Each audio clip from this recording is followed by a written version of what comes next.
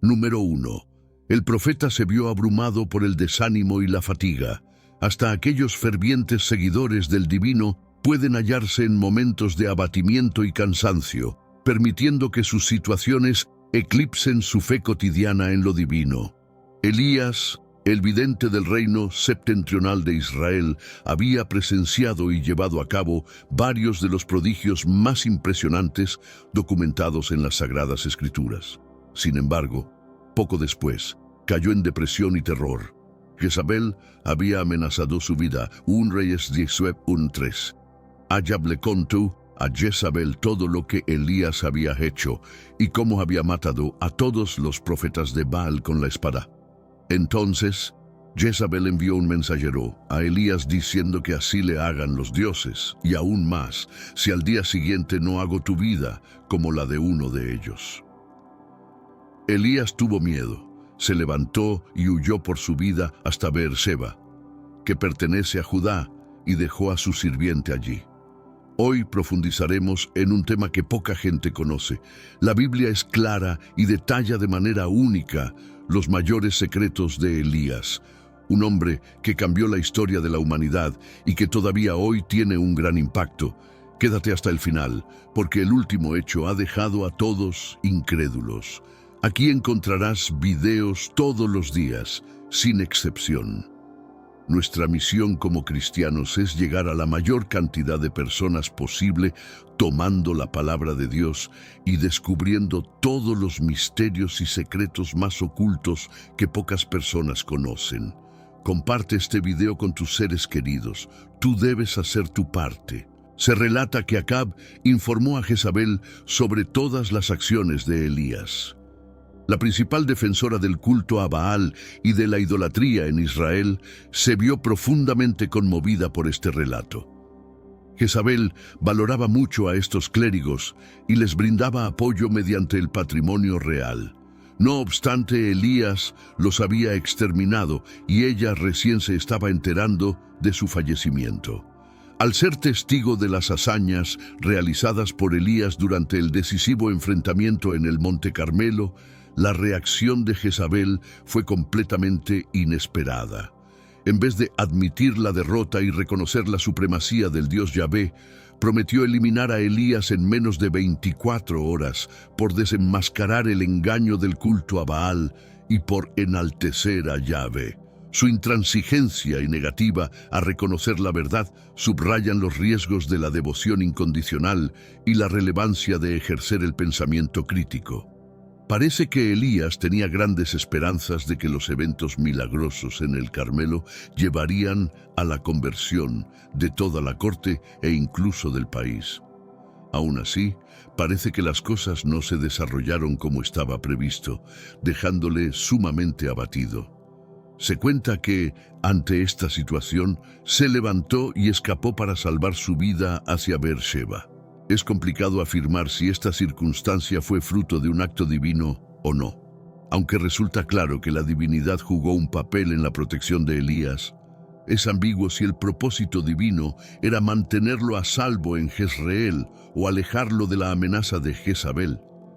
Sin embargo, Elías se desplazó alrededor de 80 millas hacia el sur hasta Beerseba en busca de refugio. Tal vez Jezabel no buscaba realmente acabar con la vida de Elías, sino más bien desprestigiarlo a él y a su deidad ante aquellos que recién se habían convertido a través de la ejecución de los profetas de Baal. Elías había obtenido un triunfo importante, pero esto lo dejó expuesto a los ardides de Jezabel.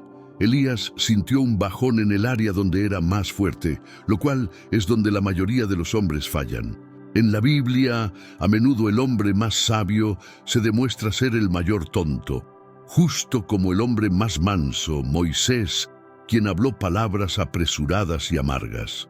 Abraham falló en su fe y Job en su paciencia. De manera similar, el hombre más valiente de todos los tiempos huyó de una mujer enfurecida. La depresión de Elías, 1 Reyes 19:4. Pero él mismo fue un día de viaje al desierto y vino y se sentó debajo de un enebro y pidió a Dios que le quitara la vida. Dijo: «Es suficiente ahora, oh Señor, quita mi vida, pues no soy mejor que mis padres».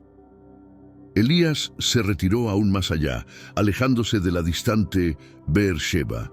Se relata que suplicó por su propio fin.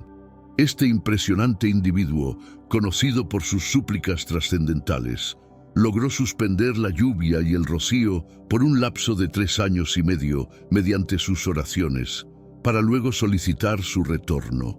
No obstante, en esta ocasión imploró por su cesación. Por fortuna, su petición no fue concedida. En ocasiones, un rechazo divino es más beneficioso que una aprobación.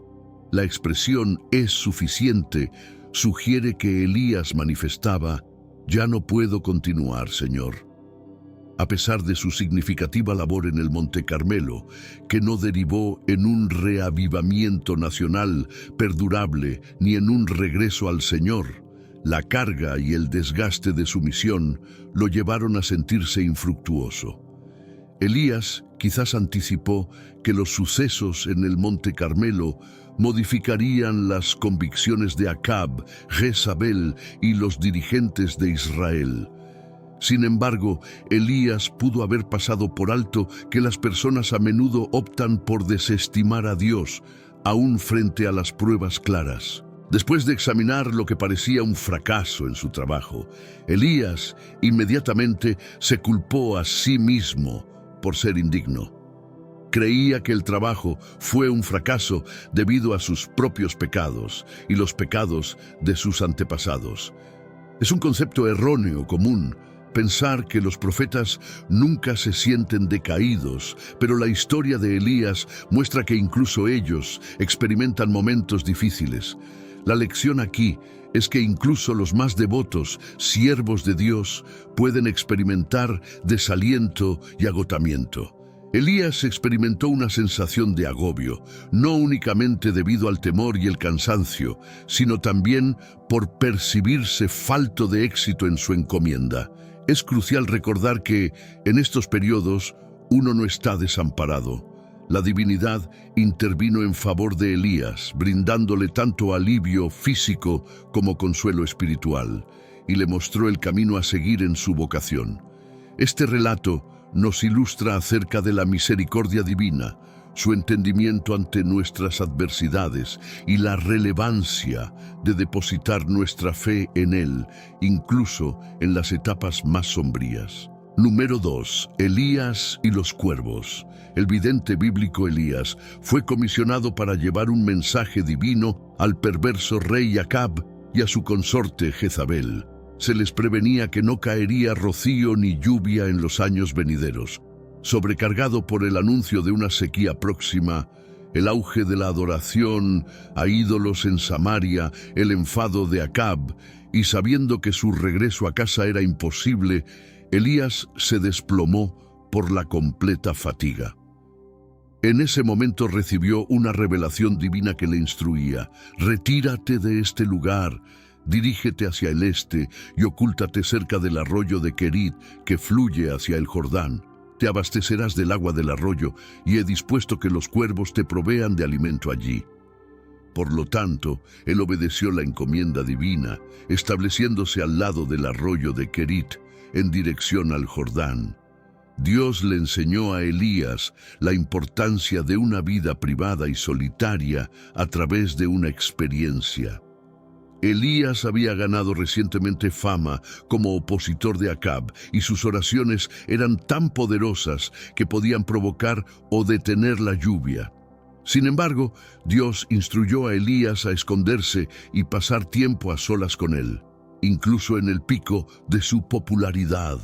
La palabra Querit proviene de una raíz hebrea antigua que significa cortar o apartar. Esto implica que Dios tuvo que eliminar ciertas cosas de la vida de Elías durante ese periodo. No debería sorprendernos cuando nuestro Padre Celestial nos dice que nos retiremos del ajetreo de la vida. Él puede pedirnos que encontremos consuelo en el Kerit de una sala de enfermos, el Kerit de sueños destrozados, el Kerit del luto o algún otro lugar pacífico donde el caos del mundo se ha retirado.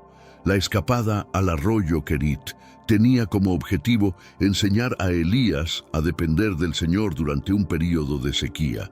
Necesitaba depositar su confianza en que la divinidad preservaría el caudal del arroyo. Debía recibir sustento de los cuervos, considerados seres no puros. Se nos dice, he mandado a los cuervos que te suministren alimento allí. En este pasaje se destaca notablemente la mención de Querit.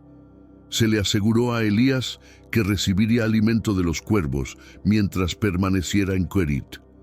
Aunque los cuervos tenían la capacidad de suministrarle comida en cualquier ubicación, fue la voluntad divina que específicamente lo hicieran en Kerit, independientemente del posible anhelo de Elías por encontrarse en otros lugares llevando a cabo la predicación o involucrándose en diferentes labores.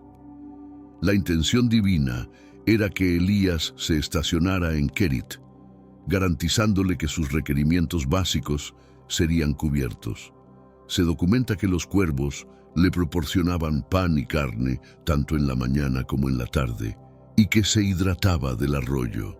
Elías, un profeta de la Biblia, fue alimentado por cuervos durante un tiempo de hambruna. Sin embargo, cada bocado de comida que recibió vino del pico de un animal impuro, lo que le enseñó a enfatizar el espíritu de la ley en lugar de la letra de la ley. Podemos extraer dos lecciones de este evento. En primer lugar, se dio cuenta de que Dios puede usar vasijas espiritualmente impuras, como los cuervos, para traer cosas buenas a las personas. En segundo lugar, aprendió que es posible llevar alimento espiritual a otros mientras se está espiritualmente impuro, tal como Dios proveyó maná a los israelitas en el desierto. Proveyó para las necesidades de Elías. Los cuervos le trajeron comida 2 veces al día, suficiente solo para ese día. Aunque podría parecer una cantidad pequeña, Elías aprendió a confiar en la provisión de Dios y a depender de Él diariamente. Número 3. El conflicto más trascendental del Antiguo Testamento se libró en el Monte Carmelo. Ahab, descendiente de Omri, actuó de manera deshonrosa a los ojos del Señor, superando en maldad a todos los monarcas que le precedieron. Primero Reyes 16:30. Déjame introducirte a los 3 protagonistas centrales de este relato bíblico fascinante. En primer lugar, encontramos a Ahab, monarca de Israel, cuyas acciones inicuas superaron la suma de las cometidas por todos sus predecesores. En segundo lugar, está Jezabel, consorte de Ahab, quien impulsó la sustitución del culto al Señor Dios por las prácticas paganas dedicadas a Baal. Finalmente, Elías, uno de los profetas más emblemáticos de la divinidad, emerge como el tercer pilar de esta historia. Elías, entonces, se presentó públicamente. Organizó una reunión con el rey Ahab 3 años después de haber declarado que no habría lluvia. Primero Reyes 18:2-16. Elías se presentó ante Ahab en medio de una intensa escasez de alimentos en Samaria. Ahab convocó a Abdías, el administrador de su palacio, quien era un devoto seguidor del Señor. Abdías había salvaguardado a 100 videntes del Señor, ocultándolos en una gruta y suministrándoles alimento y bebida tras el exterminio de los profetas por parte de Jezabel. Posteriormente, Ahab instruyó a Abdías a ayudarlo en la búsqueda de agua para preservar la vida de los equinos y asnos, llevándolos a dividir el territorio para su inspección. Mientras Ahab iba por una ruta, y Abdías tomaba otra, Abdías se topó con Elías. Al reconocerlo, mostró su reverencia inclinándose hasta el suelo y preguntó: ¿Eres tú, mi señor Elías? A lo que Elías confirmó su identidad y le pidió comunicar a Ahab su presencia. Elías prometió a Abdías que se haría ver ante Ahab ese mismo día. Al encontrarse con Elías, Ahab lo responsabilizó de provocar calamidades en Israel. Elías, manteniéndose sereno, replicó que no era él quien causaba los problemas, sino Ahab y su casa, por abandonar los mandamientos del Señor y seguir a los Baales. En el Monte Carmelo estaba a punto de ocurrir un enfrentamiento entre 850 profetas de Baal y un solo profeta de Dios. Elías desafió a los profetas de Baal a un duelo divino para demostrar quién era el verdadero Dios. Elías reconstruyó el altar del Señor que había sido derribado. Usó 12 piedras representando las tribus de Israel y preparó el sacrificio. Después de que los profetas de Baal falaran en invocar fuego de su Dios, Elías oró al Señor y el fuego divino consumió el sacrificio de Elías, demostrando que el Señor es Dios. La nación de Israel aceptó el dominio supremo del Señor y los videntes de Baal fueron detenidos y liquidados por Elías. Tras este significativo éxito, Elías imploró por la llegada de la lluvia y tras 7 peticiones, una nube diminuta se manifestó, anunciando el término de la aridez. Ahab se dirigió hacia Jezreel y la potestad del Señor se manifestó en Elías, otorgándole una energía sobrehumana para adelantar el carruaje de Ahab hasta la entrada de Jezreel. Este episodio no solo resalta la devoción y la valentía de Elías, sino también la omnipotencia y la lealtad del divino hacia aquellos que le siguen con lealtad. Nos insta a mantenernos constantes en nuestra creencia, tanto en ámbitos íntimos como públicos, y evidencia que el divino tiene el poder de obrar prodigios y vindicar a sus leales adeptos frente a los escépticos. Número 4. Uno de los prodigios más asombrosos relatados en la Biblia lo protagonizó Elías, un profeta que vivió en el siglo IX a.C. durante los reinados de Acab y su hijo Ocosías en el reino del norte. A pesar de que no se le dedicó un libro específicamente, su historia ocupa una parte más extensa en el libro de los reyes que la de muchos monarcas. A pesar de las instrucciones precisas dadas a Israel de evitar la mezcla entre la adoración de deidades paganas y el culto al verdadero Dios, el rey Acab promovió entre los israelitas dicha práctica, sirviendo él mismo de mal ejemplo. Esto condujo a que la idolatría se transformara en un problema social destacado en Israel. Fue en uno de los momentos más sombríos de la historia de Israel cuando Elías recibió su llamado divino. Observando su entorno en ese refugio provisional que se había transformado en su morada, Elías sabía que era cuestión de tiempo antes de que tuviera que marcharse. No obstante, tenía una fe inquebrantable en que la divinidad le señalaría su próximo lugar de residencia. Reflexionaba sobre cuál sería su futura parada. Elías se arrodilló para elevar sus plegarias, tal como solía hacer, y en esa ocasión recibió nuevamente una respuesta divina. Se le indicó dirigirse hacia Sarepta, donde una mujer viuda le proveería cuidado. Sarepta, ubicada en el territorio fenicio, a orillas del mar Mediterráneo, sugería que la intención divina era que Elías dejara por completo el territorio de Israel. Eventualmente, el arroyo se secó, dejando a Elías sin acceso al agua. La lluvia y el rocío eran esenciales para la supervivencia de los cultivos y el ganado en Israel. Pero Elías no rogó por más lluvia, aunque hubiera simplificado su existencia. Prefirió obedecer la voluntad de Dios, incluso si eso significaba soportar adversidades y dificultades. El Señor le dijo a Elías: «Levántate, ve a Sarepta de Sidón y quédate allí. He aquí, he ordenado a una viuda allí que te provea». La divinidad guió a Elías hacia una metrópoli pagana, partiendo de un arroyo ya sin caudal, representando este traslado un desafío notable y poco convencional para él. El trayecto divino llevó a Elías a desplazarse desde su origen hacia Jezreel, pasando por Kerit y culminando en Sarepta, con estos sucesivos cambios de ambiente contribuyendo a su fortalecimiento y adaptabilidad. Es importante señalar que Elías se encontraba en una zona adversa, siendo este el lugar de origen de la perversa reina Jezabel. Pese a la adversidad climática, Elías consiguió manifestar la majestuosidad de la divinidad en un territorio devoto a Baal, donde sus habitantes no lograban testificar los frutos de su veneración. Vea, he ordenado a una viuda allí que te provea. En la antigüedad, las viudas eran a menudo reconocidas por vivir en extrema pobreza. Eran marginadas y dependían de la generosidad de su comunidad local para sobrevivir. En algunos casos, incluso eran empujadas a la prostitución para subsistir. Las viudas vestían indumentaria que reflejaba su estatus social, habitualmente bajo. Viudas, huérfanos y prostitutas eran considerados de la clase social más baja y a menudo enfrentaban hambre y desamparo. Las viudas, en particular, vivían con el temor constante de no tener suficiente alimento, dado que sus vidas eran impredecibles.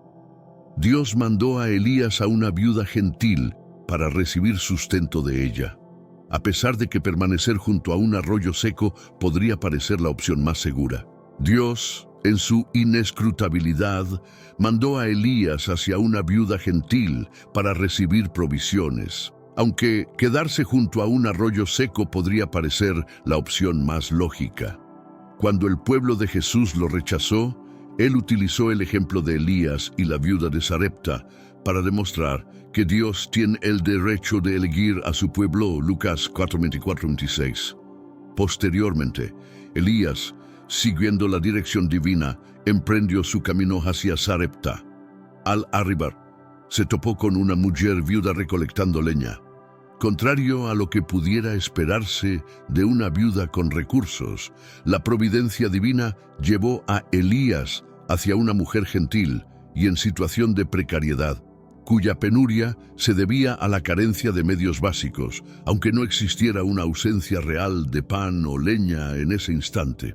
La mujer, seleccionada por la divinidad para proveer sustento al profeta, era ajena a este designio celestial. Esto refleja cómo los designios de la divinidad frecuentemente se mantienen en el anonimato. Esa mañana la viuda salió a juntar leña sin prever que se encontraría con un visitante y que estaría predispuesta por lo alto para cumplir con la instrucción de nutrir a Elías. Elías, con valor y fe, solicitó agua y un pedazo de pan a la viuda, a pesar de las circunstancias que sugerían que ella no sería generosa con un extraño.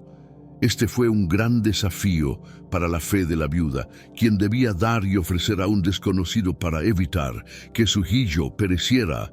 Dios no solo eligió a la viuda para un milagro, sino también para servir. No fue elegida para ser salvada en la hambruna, sino para alimentar al profeta y, a través de su fe y la preparación del pequeño pan, recibir la multiplicación de la harina y el aceite.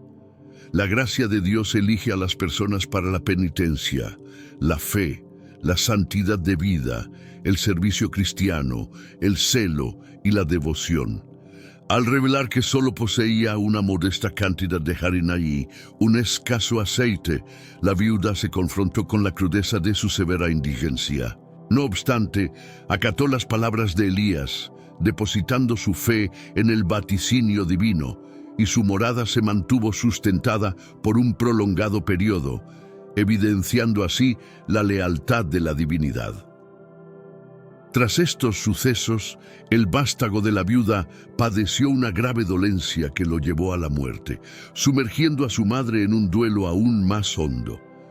Elías, acogiendo al pequeño, elevó una súplica apasionada hacia lo alto, y el infante retornó a la vida, manifestando así tanto la potestad como la misericordia del Ser Supremo. Este relato subraya que, incluso cuando nos sentimos limitados por nuestro pasado o circunstancias, Dios puede obrar milagros y transformar nuestras vidas.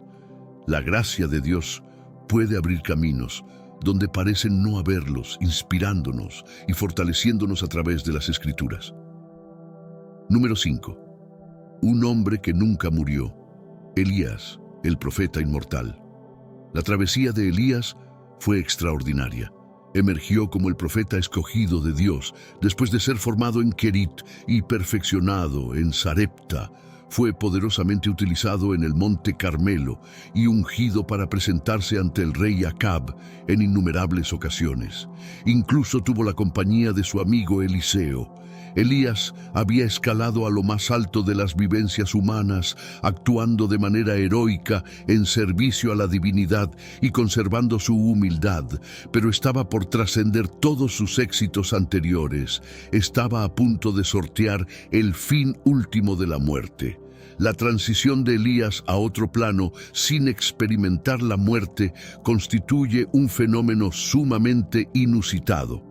Solamente 2 individuos en el anal histórico han abandonado nuestro mundo sin sucumbir a la muerte, de acuerdo con las Escrituras sagradas.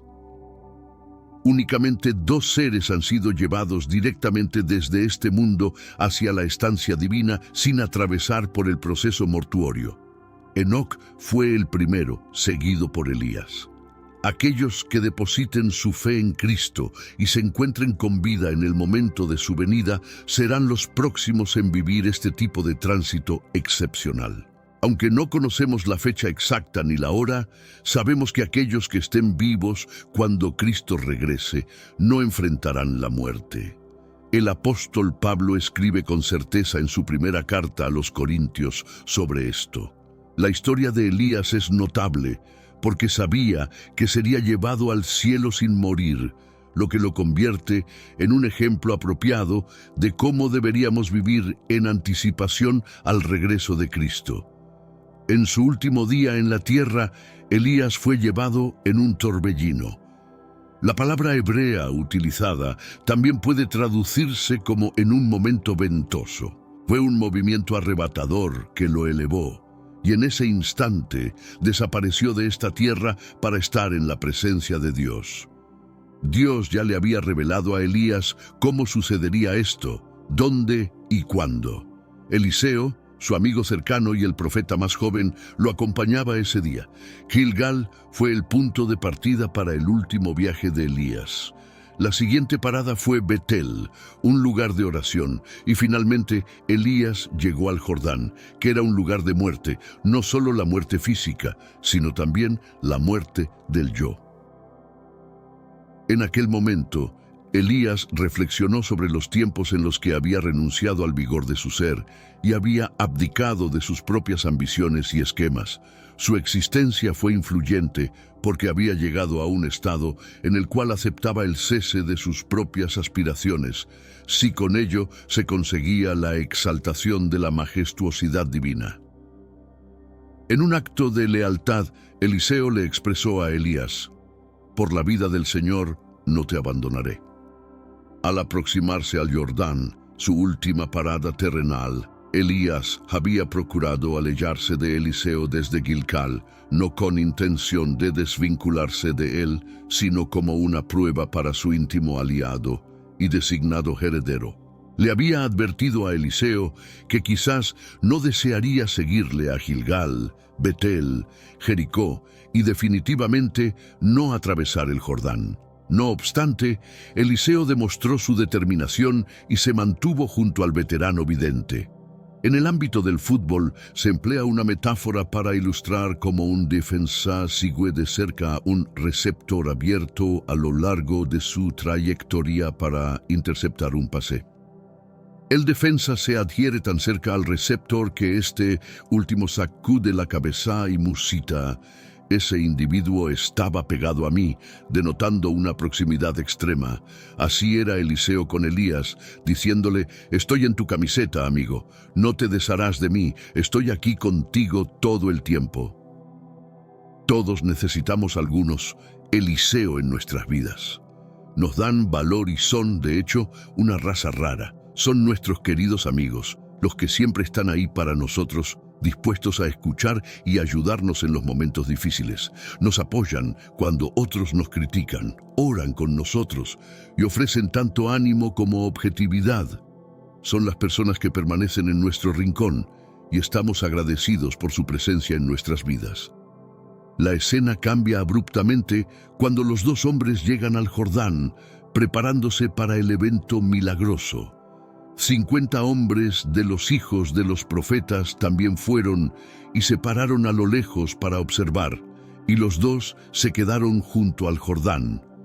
Elías tomó su manto, lo enrolló y golpeó las aguas, que se dividieron de un lado a otro, permitiendo que ambos cruzaran sobre tierra seca. Al haber cruzado, Elías le dijo a Eliseo: «Pide lo que quieras que haga por ti antes de ser llevado de tu lado». Eliseo respondió: «Por favor, déjame una doble porción de tu espíritu». Elías le dijo: «Has pedido algo difícil. Sin embargo, si me ves cuando sea llevado de tu lado, te será concedido, pero si no, no será así». Este episodio en el río Jordán, donde sus aguas se dividieron permitiendo a Elías y Eliseo transitar por tierra firme, evoca la memoria de un evento ancestral en el que el Mar Rojo se abrió para Moisés y los israelitas. Posteriormente, Elías solicita a Eliseo expresar su último deseo antes de su partida terrenal.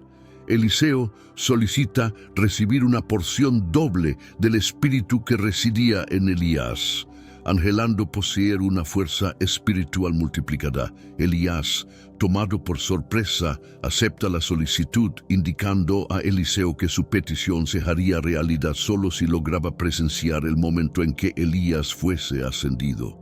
Con determinación, Eliseo mantiene su mirada fija en Elías, y poco tiempo después, Elías es ascendido, otorgando a Eliseo la anhelada doble porción de su espíritu. Este relato nos motiva a no dudar en solicitarle al Creador aspiraciones grandiosas y a establecer metas que rebasen nuestras propias barreras. Mientras continuaban hablando, de repente apareció un carro de fuego con caballos de fuego y separó a los dos. Y Elías subió al cielo en un torbellino. Este momento culminante demuestra la fe inquebrantable de Elías y la lealtad de Eliseo, quien, al recibir la doble porción del espíritu de Elías, está listo para continuar el legado de su maestro, enfrentando los desafíos con renovada fuerza y propósito. La partida de Elías es una poderosa recordación de la promesa divina y de cómo la fe y la dedicación pueden llevarnos a experiencias trascendentales, preparándonos para lo que Dios tiene preparado para aquellos que le siguen fielmente. Número 6. La transfiguración de Jesús se destaca como uno de los momentos más sublimes y misteriosos en los evangelios, un episodio que encapsula la fusión del cielo y la tierra, lo divino y lo humano. En este momento excepcional, Jesucristo, junto a 3 de sus discípulos más íntimos, se manifiesta con una magnificencia que sobrepasa el entendimiento humano, brindando una ventana hacia la majestuosidad del reino celestial. Este suceso no solamente ratificó la naturaleza divina de Cristo ante sus adeptos, sino que además actuó como un haz de luz de esperanza y un anticipo de lo que está destinado a suceder. La presencia de Elías y Moisés al lado de Jesús en este instante pivotal no es una mera coincidencia. Estos emblemáticos profetas simbolizan la ley y los profetas del Antiguo Testamento, pilares que cimientan las enseñanzas del Evangelio. Moisés, el eminente codificador, y Elías, el vidente del fuego, al conversar con Jesús, representan la transición y la realización del vaticinio divino. Su aparición al lado del Cristo, en su estado glorificado, testimonia de manera contundente la misión de Jesús como la consumación de la ley y las profecías antiguas. La descripción de la transfiguración, con el rostro de Jesús brillando como el sol y sus vestiduras volviéndose de un blanco inmaculado más brillante que cualquier blanqueador terrenal podría lograr, invita a los creyentes a contemplar la pureza y la majestuosidad de la presencia divina. Pedro, Santiago y Juan, testigos de este milagro, se encuentran ante una revelación que desafía las limitaciones humanas, invitándolos a adentrarse en el misterio de la divinidad. El diálogo entre Jesús, Moisés y Elías, centrado en el éxodo que Jesús estaba a punto de realizar en Jerusalén, no es un simple intercambio de palabras, es una deliberación sobre el acto supremo de liberación que Jesús llevaría a cabo a través de su muerte y resurrección. Este éxodo no solo significaría la redención de la humanidad, sino también la inauguración de un nuevo pacto, liberando a su pueblo de la esclavitud del pecado y la muerte. La nube de gloria, o Shekinah, que envuelve a Jesús y a sus compañeros celestiales, recuerda la presencia divina que guió a los israelitas durante su éxodo de Egipto. Esta misma gloria, que una vez llenó el tabernáculo y el templo, ahora descansa sobre Jesús, señalando que Él mismo es el nuevo templo, el punto de encuentro entre Dios y el hombre. La voz del Padre, declarando a Jesús como su Hijo amado, es el sello divino de aprobación sobre su misión y su identidad. Este anuncio celeste no solo reafirma la singularidad de Jesús, sino que también insta a los discípulos y a nosotros a escucharlo, reconociendo su autoridad suprema sobre la ley y los profetas. La transfiguración, por lo tanto, no es solo un evento aislado en la vida de Jesús, es una ventana hacia la eternidad, un anticipo de la gloria venidera que Jesús promete a todos los que le siguen. Revela la transformación que espera a aquellos que se someten a la voluntad divina, sugiriendo que la glorificación es el destino final de los redimidos. Este evento prepara el escenario para la pasión y resurrección de Jesús, subrayando que el camino hacia la gloria pasa por el sufrimiento y el sacrificio. La transfiguración es, en esencia, una promesa de victoria, la confirmación de que, a pesar de las pruebas y tribulaciones, la luz de Cristo triunfará sobre las tinieblas. En última instancia, la transfiguración de Jesús es una invitación a la transformación personal. Al igual que los discípulos, estamos invitados a ascender la colina, a alejarnos del tumulto cotidiano para hallar a la divinidad en el sosiego y mediante la oración. Este acto sirve como recordatorio de que, en el umbral de lo sagrado, somos metamorfoseados, y esta metamorfosis es el umbral hacia la existencia perpetua. Por ende, el episodio de la transfiguración trasciende ser meramente una narrativa bíblica. Se erige como una brújula que orienta al fiel hacia una comprensión más íntima de su credo y su propósito final. En la figura de Jesús transfigurado, contemplamos el destino supremo de la humanidad, ser metamorfoseados a semejanza de lo divino, resplandeciendo con el fulgor de la majestad de Dios. En ese momento particular, Jesús fue acompañado por dos personajes emblemáticos del Antiguo Testamento, Moisés y Elías. Su comparecencia y diálogo con Jesús subrayaron que aquellos que han dejado este mundo, como Moisés, todavía poseen la facultad de razonar y comunicarse.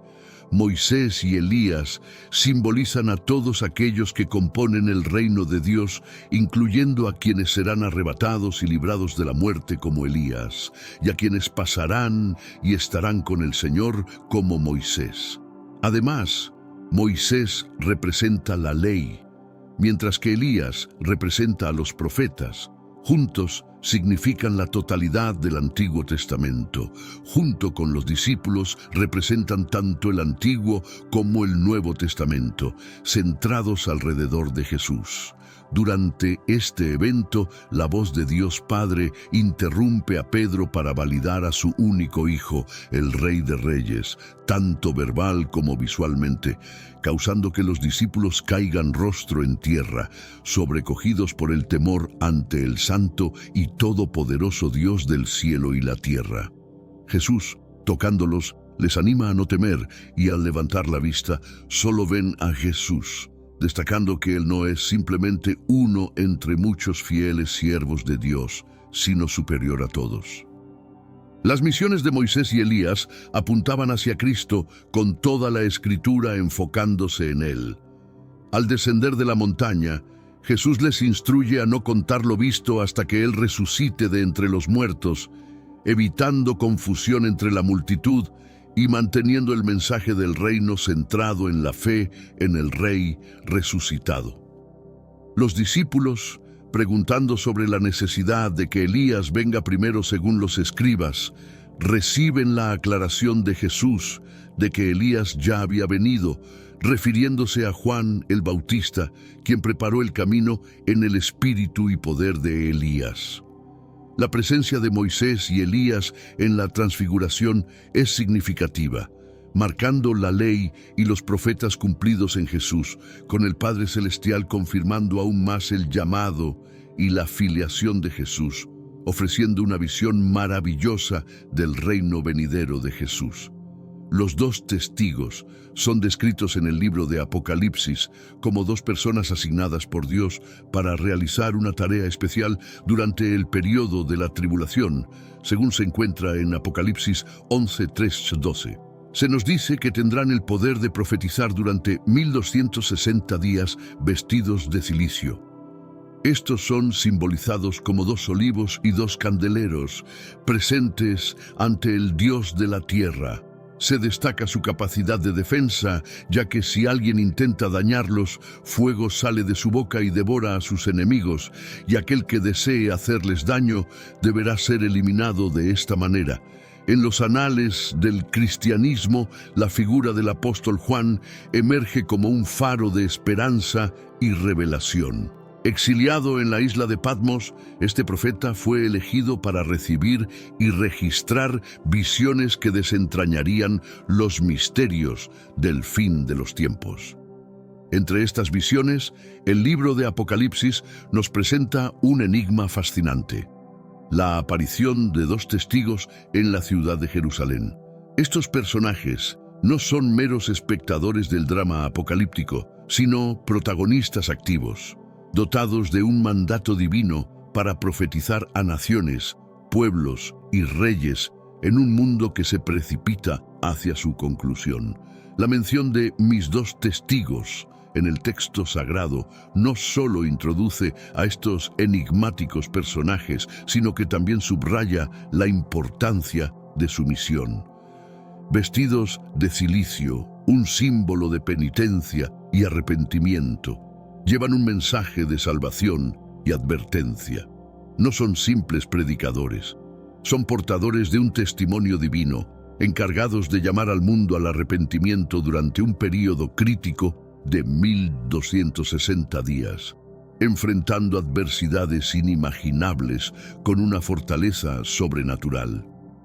La protección divina que se les otorga es reminiscencia de los milagros que acompañaron al profeta Elías.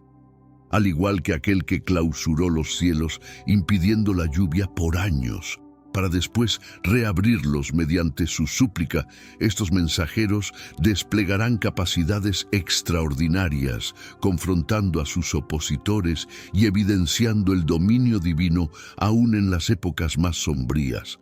La particularidad de su identidad, señalada por el uso de pronombres masculinos en el texto original griego, insinúa la persistencia de una tradición profética en la cual individuos selectos son convocados para fungir como heraldos del mensaje celestial en la tierra. Así, El propósito de estos dos mensajeros se erige como pieza clave dentro del relato apocalíptico del libro de Revelación. No solamente perpetúan la tarea profética comenzada por Juan en Patmos, sino que también allanan el camino para la culminación del drama salvífico. Su ubicación en Jerusalén, corazón de la tradición judeo-cristiana, no es arbitraria. Es en este lugar donde se entrelazan las narrativas de la historia divina y la profecía, donde pasado y futuro convergen en un momento crítico de transformación. A la vista del mundo, estos dos mensajeros proclamarán una última invitación al cambio de corazón, resonando con las voces proféticas que han vibrado a lo largo de la historia. Su misión, caracterizada por signos y prodigios, servirá de testimonio al amor y la equidad celestiales, recordándonos que, incluso en el instante más tenebroso, la luz de la esperanza persiste para aquellos que se orientan hacia lo divino. En esencia, el relato de estos dos enviados constituye un llamado a la introspección y al cambio espiritual. Mediante su legado, se nos invita a reflexionar sobre nuestra vinculación con lo sacro, a reconocer la influencia y majestuosidad de lo divino frente a las adversidades. Es una historia que, aunque arraigada en el misterio, habla a cada corazón con una urgencia que trasciende el tiempo y el espacio, recordándonos que el final de todas las cosas no es un final, sino el umbral de una nueva y gloriosa eternidad. En el libro de Apocalipsis se resalta que los dos testigos tendrán poderes milagrosos que acompañarán su mensaje, y nadie podrá detenerlos en su labor, según Apocalipsis 11:6. Estos poderes incluyen el control sobre los cielos, para impedir la lluvia durante su profecía y la capacidad de convertir las aguas en sangre, así como de traer toda clase de plagas a la tierra tantas veces como quieran, demostrando así su autoridad divina y la seriedad de su mensaje. Estos poseen el poder de cerrar los cielos para que no llueva durante los días de su profecía, así como dominio sobre las aguas para convertirlas en sangre y azotar la tierra con toda clase de plagas cuantas veces lo deseen. Los dos testigos serán dotados de poderes milagrosos, pero serán asesinados una vez que concluyan su testimonio. El mundo impío se regocijará, permitiendo que los cuerpos de los profetas caídos yacían en las calles, como se describe en Apocalipsis 11:7-10. Al finalizar su testimonio, la bestia que emerge del abismo les hará guerra, los vencerá y los matará. Sus cuerpos yacerán en la calle de la gran ciudad, simbólicamente llamada Sodoma y Egipto, donde también fue crucificado nuestro Señor.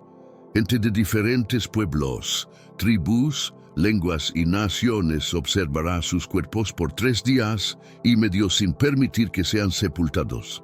Los habitantes de la tierra celebrarán su muerte, alegrándose y enviándose regalos unos a otros, ya que estos dos profetas fueron una tormenta para los que vivían en la tierra. Sus cuerpos permanecerán expuestos en las calles por poco más de 3 días, mientras las masas, atormentadas en su conciencia por sus palabras, se regocijan y celebran su desaparición. Sin embargo, cuando ambos sean resucitados ante la vista de todos, el alivio se convertirá en terror. Su ascensión será precedida por una potente voz del cielo que dirá: «Suban aquí». La resurrección de los dos testigos demuestra que la tierra no era digna de ellos. Por lo tanto, Dios los llamó a ascender al cielo en una nube.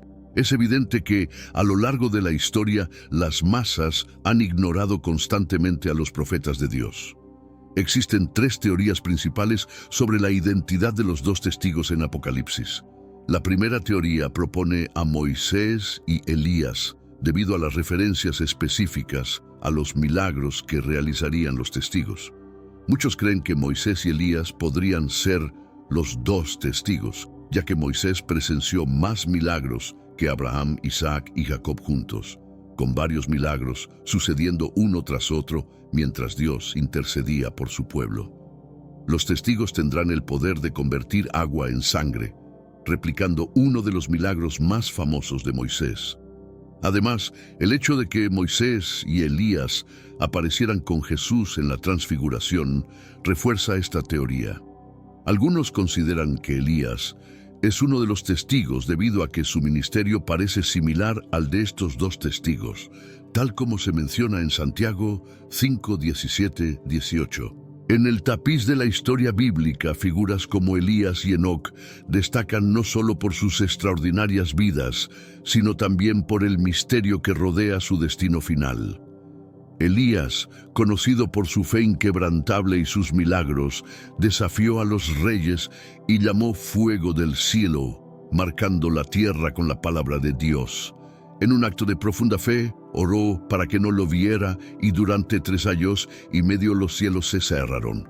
Pero, con la misma fe, clamó por lluvia y las aguas regresaron, testimonio del poder de la oración y de la divina providencia. Enoc, por otro lado, caminó con Dios de tal manera que fue llevado al cielo sin enfrentar la muerte. Su vida, envuelta en santidad y misterio, inspira una profunda conexión con lo divino, un recordatorio de la posibilidad de una perfecta comunión con el Creador. La segunda teoría, que involucra a estos dos personajes, sugiere una interpretación fascinante de la identidad de los dos testimonios mencionados en el Apocalipsis. Enoc y Elías, únicos en no haber experimentado la muerte de manera convencional, emergen como candidatos potenciales para estos roles proféticos. Esta idea está anclada en la excepcionalidad de sus destinos, uno llevado directamente al cielo y el otro llevado en un carro de fuego, desafiando la norma universal de la muerte humana. Hebreos 9:27 menciona que todos están destinados a morir una vez, pero Enoc y Elías parecen ser las excepciones notables, dando crédito a la teoría de que podrían regresar como los dos testigos, para finalmente completar su ciclo terrenal con el martirio. La expectativa del regreso de Moisés y Elías, basada en promesas bíblicas como la profecía de Malaquías sobre el regreso de Elías y la creencia en un profeta como Moisés, alimenta la imaginación y la esperanza. Estas figuras, aunque arraigadas en la antigüedad, hablan directamente a los corazones contemporáneos y prometen una intervención divina en los momentos finales de la historia. La contemplación de estas teorías no solo enriquece nuestra comprensión de los textos sagrados, sino que también nos inspira a reflexionar sobre la naturaleza de la fe, el destino y la intervención divina. Enoc y Elías, en sus singulares viajes, simbolizan la posibilidad de la trascendencia humana y la proximidad a lo divino, sirviendo de puentes entre el cielo y la tierra. Al contemplar la existencia de estos videntes y las especulaciones acerca de su función en los tiempos venideros, se nos alienta a indagar más a fondo en nuestras creencias. Sus vidas nos instan a anhelar un vínculo más profundo con la divinidad, entendiendo que incluso en los relatos más enigmáticos se esconden enseñanzas valiosas sobre la fe, la sumisión y la expectativa de salvación. La hipótesis que sitúa a Enoc y Elías como dos figuras testimoniales nos brinda una perspectiva amplia y rica de la doctrina bíblica, invitándonos a sumergirnos en el océano de la espiritualidad y la promesa celeste. En sus narrativas descubrimos no solo huellas de un pasado remoto, sino también una luz que orienta hacia el porvenir, señalando el sendero a seguir en medio de los retos y las dudas del ahora, con la visión de un desenlace divino y salvífico al periplo humano. Dentro de los textos sagrados y las tradiciones que rodean el desenlace de los tiempos, emergen relatos y personajes fascinantes que capturan nuestra imaginación y estimulan nuestra inquisitividad. Entre estos personajes Enoc y Elías resaltan por sus singulares historias y su destino divino. Estos profetas, con su legado de creencia y prodigios, son frecuentemente considerados para un papel distintivo en el escenario apocalíptico, los dos testigos mencionados en el Apocalipsis. Enoc, el hombre que caminaba junto a Dios y cuya existencia terrenal concluyó de manera excepcional al ser ascendido al cielo sin pasar por la muerte, vivió en tiempos de profunda corrupción, pero fue visto tan virtuoso ante Dios, que fue transportado a una dimensión celestial, eludiendo el ciclo mortal de existencia. Aunque los detalles sobre él son escasos, su relato destila significado, insinuando que una comunión estrecha con lo divino puede culminar en un destino más allá del entendimiento humano.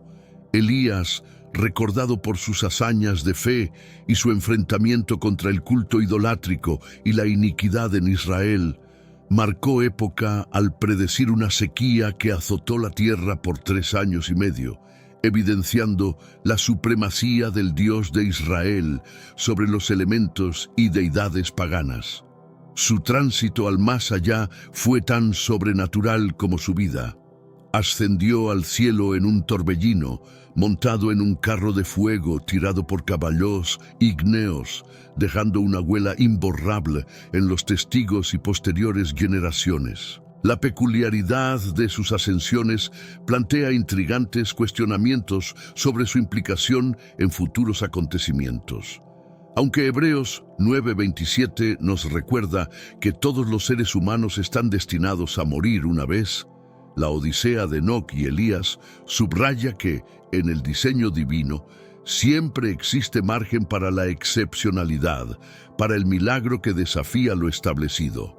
Estas excepciones han llevado a algunos a especular que, dado que ni Enoc ni Elías experimentaron la muerte de manera convencional, podrían ser los 2 testigos mencionados en Apocalipsis, destinados a regresar a la tierra para cumplir una misión divina antes de enfrentar la muerte. Esta teoría encuentra su atractivo en la idea de que su trabajo inacabado y su destino único los preparan de manera única para este papel profético en los últimos días. Hay una tercera teoría que abre el escenario a posibilidades aún más amplias. Apocalipsis 11 nos habla de 2 testigos que realizarán señales y maravillas, enfrentarán persecución y finalmente serán martirizados por su testimonio. Pero el texto no nombra específicamente a estos 2 individuos, lo que ha llevado a algunos a sugerir que podrían ser creyentes ordinarios, a quienes Dios ha elegido y empoderado para esta tarea monumental. Esta perspectiva subraya la creencia de que Dios puede usar a cualquiera, sin importar cuán desconocido o común sea, para cumplir propósitos extraordinarios. La idea de que 2 creyentes anónimos puedan ser elevados a una posición de tal influencia y poderes a la vez humilde y exaltante nos recuerda que en el reino de Dios no son siempre los grandes y poderosos quienes realizan las tareas más cruciales, sino a menudo aquellos que el mundo considera débiles o insignificantes. Esta posibilidad nos invita a mirar más allá de las figuras históricas y a considerar cómo Dios trabaja a través de todas las personas, en todas las épocas, para cumplir su voluntad. Cada teoría sobre la identidad de los 2 testigos trae consigo una riqueza de imaginación y reflexión teológica, ya sea que consideremos a Enoc y Elías con sus destinos celestiales únicos o a 2 creyentes del tiempo del fin, cuyos nombres aún no conocemos. Estas figuras representan la fe inquebrantable y el poder de Dios para preservar y usar a sus fieles en medio de la tribulación. La historia de los 2 testigos, sea cual sea su verdadera identidad, es una historia de esperanza y de triunfo divino. Nos recuerda que, incluso en los momentos más oscuros, Dios tiene un plan y que aquellos que se mantienen fieles a Él jugarán un papel crucial en la realización de ese plan.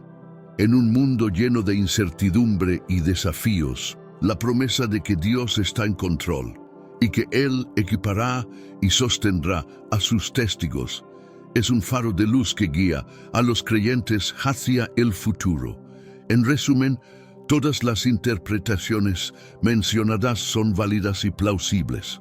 Los cristianos no deben ser dogmáticos sobre la identidad de los dos testigos, ya que la Biblia no proporciona detalles concretos sobre su identidad. Lo importante es lo que hacen y lo que se les hace, no necesariamente quiénes son. Dios nunca olvida sus promesas, incluso cuando nosotros olvidamos su gran bondad. La valentía de enfrentarse a un Israel impío y cuestionar la piedad de cientos de falsos profetas, como hizo Elías, sigue siendo un ejemplo de verdadero liderazgo y fe en las verdades de Dios.